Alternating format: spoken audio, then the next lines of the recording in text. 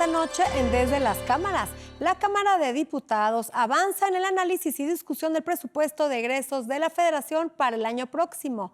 Se emite la declaratoria de reforma constitucional en materia de prisión preventiva oficiosa, una vez aprobada por al menos 20 congresos locales. Y en el estudio, el diputado federal Arturo Ávila, vocero del grupo parlamentario de Morena en la Cámara de Diputados.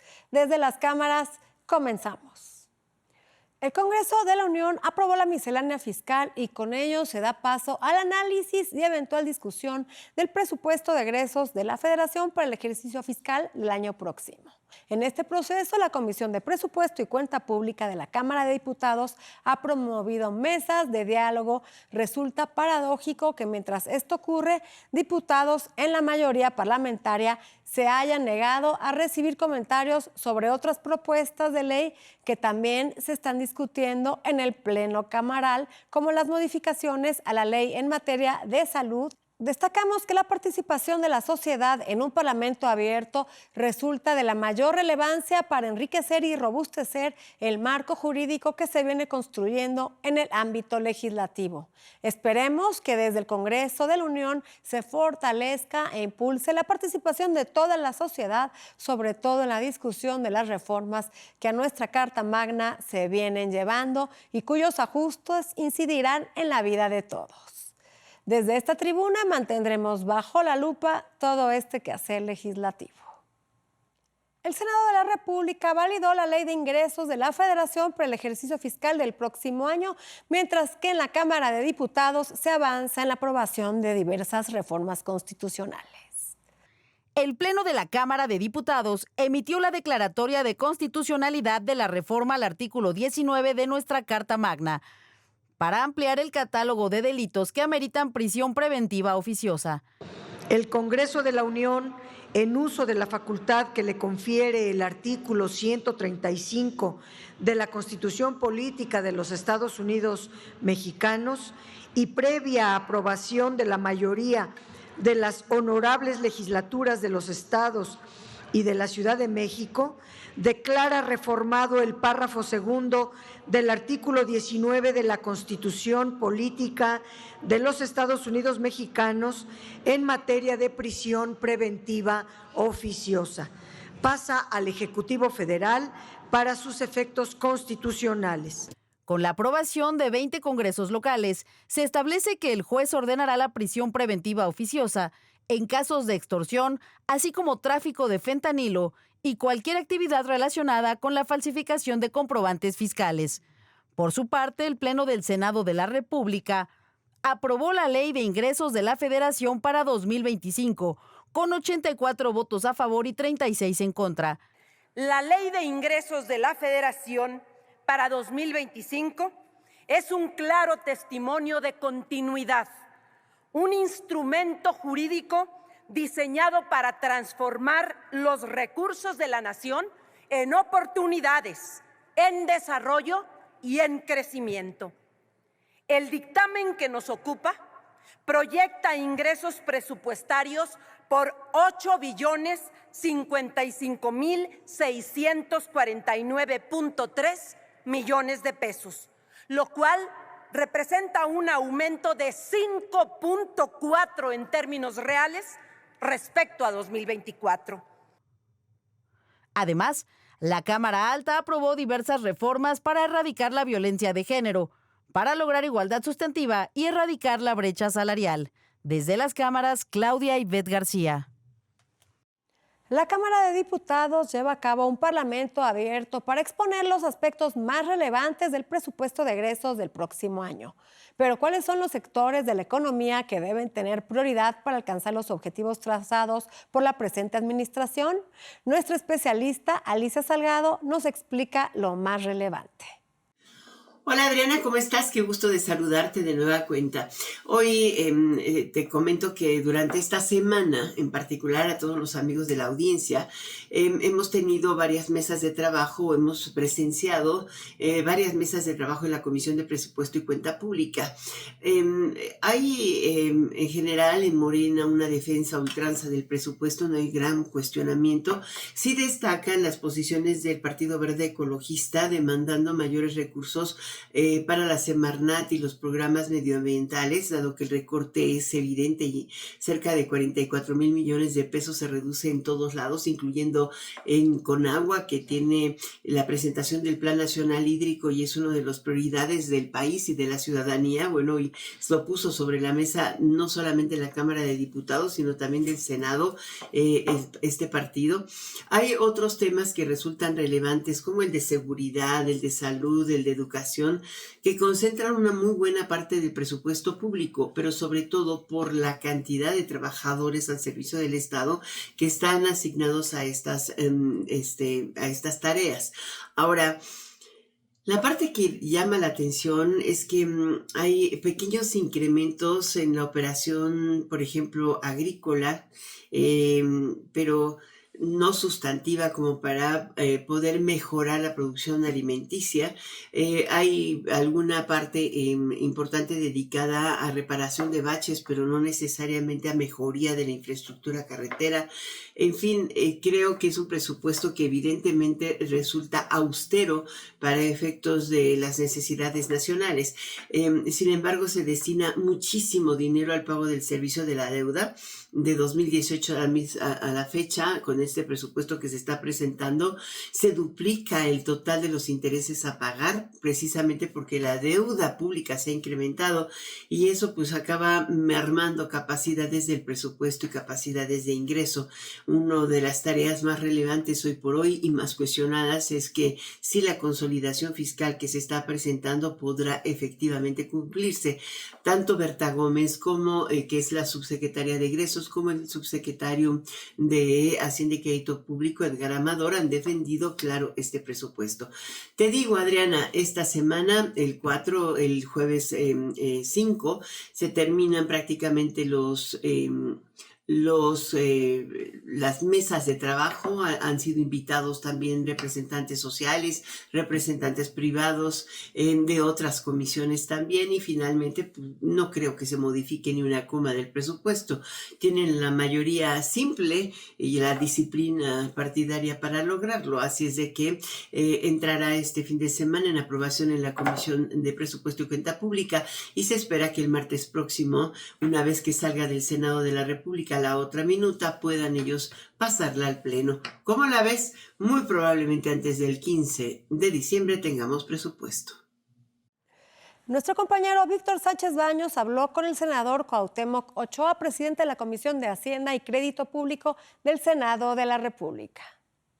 La aprobación de la Ley de Ingresos es clave para saber qué es lo que cuenta el gobierno federal para poder gastar, tanto en las políticas públicas, así como en los programas de bienestar. Pero, ¿cómo se logra esto? ¿Cuáles son los pormenores? ¿Cuáles son las bases económicas que se necesitan para lograr un presupuesto que sea rentable y que sea beneficioso? De eso vamos a platicar con el senador Cuauhtémoc Ochoa, presidente de la Comisión de Hacienda de la Cámara de Senadores. Es una ley de ingresos de beneficio social, donde se está contemplando también infraestructura, no solo del ámbito público, sino también del ámbito privado. Porque tú sabes que hoy, desgraciadamente, por la poca inversión que se tuvo a Petróleos Mexicanos, hoy tenemos que ver de dónde sacamos más recursos sin generar una reforma fiscal, que eso ha sido uno de los legados del anterior presidente y de la hoy presidenta Claudia Sheinbaum, el no afectar los bolsillos de los que más necesitan. Y hoy tenemos que buscar recovecos de donde generamos ingresos. Cuando teníamos ingresos asegurados en el 2003 con una plataforma de Petróleos Mexicanos de alrededor de 3.6 millones de barriles diarios por $180, que nunca supimos qué se hizo con ese dinero. Hoy escuchamos a la oposición de por qué tanta deuda, de por qué generamos otro tipo de acciones para poder atraer inversión cuando teníamos todos los mexicanos a Petróleos Mexicanos, y que ellos fueron los que destrozaron a Pemex, los que le quitaron la gallina de los huevos de oro, y que hoy pues responsablemente nuestra presidenta Claudia Sheinbaum hace un presupuesto con beneficio social, cumpliendo los compromisos de todos esos programas sociales que ayudan a generar desarrollo. Hoy se está buscando un crecimiento entre el 2 y el 3%, con un precio del dólar del 18.70, con un precio de barril de 58,70 centavos, que si tuviéramos esa plataforma, pues hoy los ingresos serían diferentes, ¿no? Y entonces hoy, en este sentido, pues están cumpliendo con acciones que generarán beneficios a la mayor parte de la población. Mira, son 9.3 billones de pesos, una cifra un poco mayor a la del 2024, donde estamos buscando cumplir, como lo dije, con los compromisos de la presidenta Claudia Sheinbaum, pero que también estamos siendo responsables en las finanzas públicas. Hoy también hay una recaudación que no se tiene, que también se va a buscar hoy con la Ley de Disciplina Financiera. Hoy se está castigando a los famosos factureros ya con la cárcel, y que eso va a traer recursos importantes para poder reducir el déficit que hoy tenemos, 3.9, que dicho sea de paso, se bajó 2 puntos en comparación con 2024 y que estamos buscando, o que la presidenta Claudia Sheinbaum está buscando reducirlo en 3.2. Nosotros en la Comisión de Hacienda aprobamos este dictamen porque sabemos que es un dictamen que tiene una responsabilidad social y una disciplina financiera de la que la presidenta Claudia Sheinbaum está buscando. La aprobación de la Ley de Ingresos y el paquete fiscal le dan herramientas suficientes a la presidenta de la República para lograr sus objetivos financieros, por una parte, y de gasto, por el otro. Así, podrá tener recursos para la infraestructura que ella ya ha planteado y, por otra parte, también de los programas sociales. Esto es importante porque le da cierto margen de maniobra para lograr precisamente lo que ella ha prometido, y es un equilibrio de las finanzas públicas. Vamos a un corte comercial y no se vaya, porque a nuestro regreso hablaremos con el diputado federal Arturo Ávila, quien es vocero del grupo parlamentario de Morena en la Cámara de Diputados. En nuestro país hay que fortalecer la institucionalidad del Ejecutivo. Y yo siempre pongo un ejemplo, porque la gente se espanta, ¿no? Hay 66 países en el mundo que tienen órganos autónomos, de los cuales 11 nada más tienen una dependencia completamente autónoma, y el resto dependen directamente del Ejecutivo. Quiere decir que es una función del Ejecutivo. Y haber separado estos órganos autónomos, aunque te lo quieran vender como un triunfo de la gente, no era más que un mecanismo de repartir cuotas para los cuates.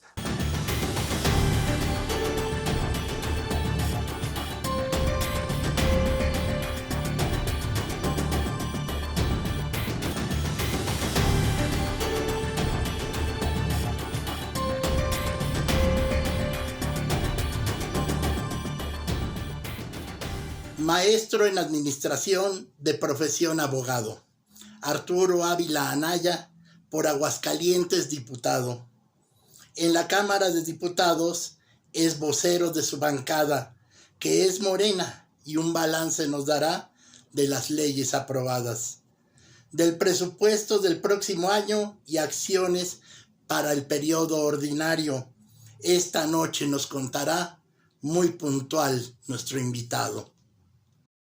Y estamos aquí esta noche en el estudio de Desde las Cámaras con el diputado Arturo Ávila de Morena, y vamos a platicar con él sobre pues lo aprobado y lo que está por aprobarse de esta primera legislatura. Sí, me da mucho gusto saludarte. Estamos muy contentas y muy contentos porque ha sido un periodo legislativo sin precedente, ¿eh? Yo, que es la primera vez que soy legislador, platicando con algunos compañeros que llevan ya, digamos, una vida parlamentaria amplia, me dicen, jamás habíamos tenido un inicio de legislatura con tanto trabajo como en esta legislatura. Y eso se explica porque hubo un paquete muy importante de reformas que dejó Andrés Manuel López Obrador, otro tanto que incorpora. Que se alcanzaron a aprobar durante el sexenio de López Obrador, y las demás, pues... Estamos ahorita aprobándolas cometido justamente. de aprobarse en el primer periodo de este nuevo gobierno. Así es, Adriana. Podemos hablar, por ejemplo, de la reforma al Poder Judicial, que fue con la que iniciamos y que me parece que le da un cambio significativo. Puede no gustar, puede sí gustar, en nuestra opinión muy particular. Hemos hablado del tema tú y yo Sí, en este claro, programa, claro. más al detalle de esta reforma Sin judicial duda. que ha polarizado pues al país. Pues a muy poquitos. Lo que Tiene pasa sus es que pros, tiene sus contras. yo siempre he dicho, ¿no? Si tú le preguntas a la gente, incluso ha habido 3 o 4 encuestas allá afuera, el 70% sí está de acuerdo con que le demos un cambio completo al Poder Judicial. Y es que ¿quién puede estar a favor de los sueldos que ganaban los ministros? Casi 10 millones de pesos anuales, 11 veces más de lo que gana un ministro en Estados Unidos. ¿Quién puede estar a favor de que los jueces se juzguen a ellos mismos en un consejo de la judicatura? ¿Y quién podría estar en contra de que tú y yo elijamos a los jueces? Me parece un ¿Y ejercicio quién puede de... estar a favor, Arturo, de una mujer que es abusada sexualmente o amenazada, que llega a un MP, que no le hacen caso, que no se le lleva pues su asunto y 3 días después aparece muerta porque no tenemos un sistema de justicia pues con tema de género, ni siquiera es aceptable en lo más mínimo, desde las pensiones alimentarias que no se pagan? Es un sistema que siempre ha estado en contra de la mujer. Sin duda, por eso me parece que otra iniciativa muy importante tiene que ver con elevar a rango constitucional la igualdad sustantiva, ¿no? La doctora, sin duda, ha sido una promotora de los derechos de las mujeres. Yo, como padre de mi hija, te puedo decir que hoy mi hija ve a una presidenta y dice quiero ser presidenta también, ¿no? Y cuando hablamos de igualdad sustantiva, hablamos también de la justicia que merece la mujer por los años en donde un aparato completo operó de una forma contraria a los derechos que tienen, ¿no? Me parece que con la doctora llegan todas las mujeres y eso también está reflejado en las reformas que hemos venido aprobando. No solamente eso, aprobamos la reforma a los pueblos indígenas, constitucional también. ¿Eso qué hace? Pues elevar las raíces culturales, otorgarles más derechos de los que ya tenían. También aprobamos la reforma a la Guardia Nacional, que eso me parece que hace un cambio significativo. ¿Por qué? ¿Dónde está el cambio significativo? Una, se adscribe a la Secretaría de la Defensa, pero la segunda parte que me parece bien importante es que se le otorgan facultades para que la labor de investigación que haga la Guardia Nacional formen parte de las carpetas de investigación de los ministerios públicos. Y esto es un cambio sustancial en el modelo de seguridad que teníamos. Le aumentaron funciones a los militares y ahora son investigadores.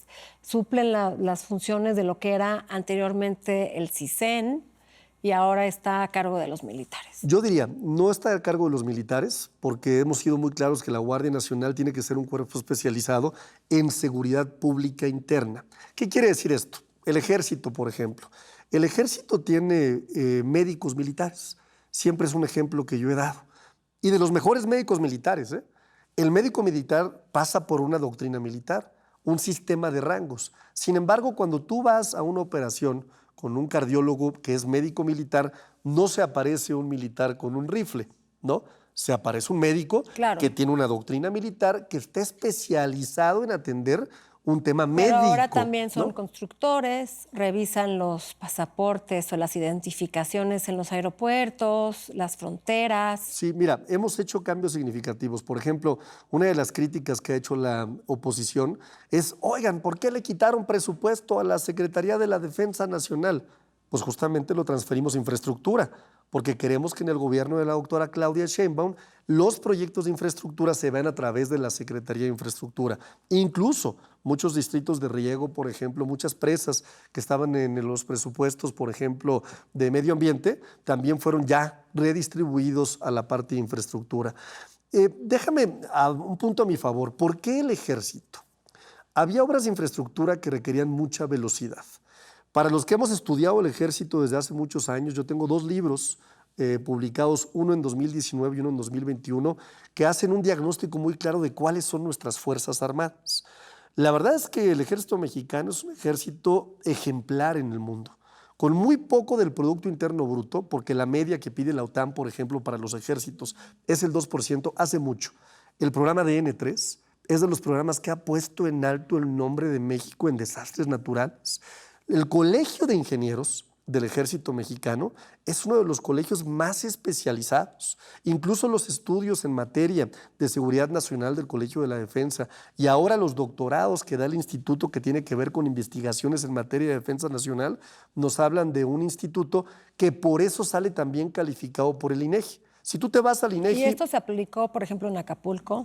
Sí, claro, no solamente se aplicó en Acapulco, le entró, si tú ves cómo le entró el gobierno federal, cómo entró la Secretaría del Bienestar, cómo trasladaron a todos los servidores de la nación a atender un problema tan importante, pues claro que se atendió de una forma muy importante. Ha habido fenómenos en otros países, por ejemplo, como el fenómeno de Katrina en la época de Obama, que tardaron más de 2 semanas en poder llegar a las zonas, que no tenían un mecanismo de acción. Lo vimos en España hace unos días.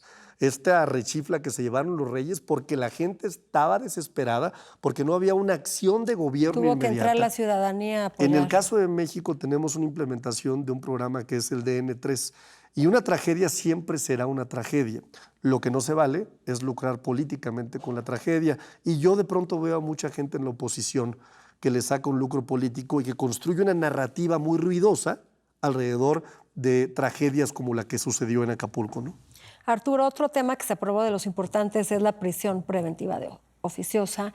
El paquete económico que presentó la doctora Claudia Sheinbaum me parece que es un paquete económico con mucha disciplina fiscal.